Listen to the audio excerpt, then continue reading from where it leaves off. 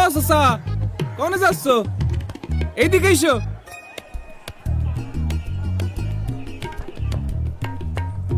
এইটা দেখে এম্বা করছো? না মানে দেখতে জানি কেমন লাগতেছে।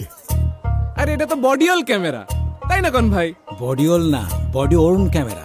ওই একই কথা। তা এটা দিয়ে কি করে? আমি তোমারে বুঝাই, দাঁড়াও।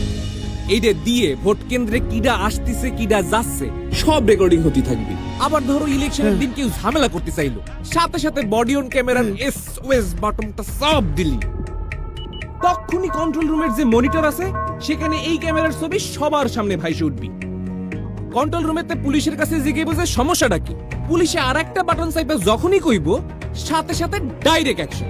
তখনই সশস্ত্র বাহিনী, বিজিবি ও আইন শৃঙ্খলা বাহিনী আইসে এই সন্ত্রাসীগুলারে ধরে যে যে আকাম করব একদম লাল দালানে ঢুকাই দিবে। বুঝিছো ব্যাপারটা?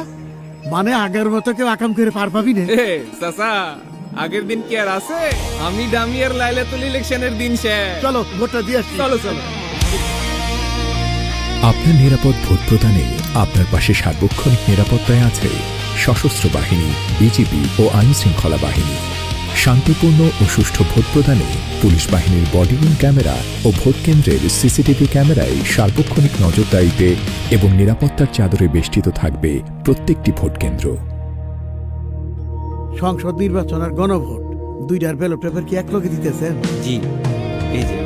তাই আপনার সাংবিধানিক অধিকার প্রয়োগ করে দেশ পুনর্গঠনে অংশীদার হয়ে দেশের মালিকানা বুঝে নিন।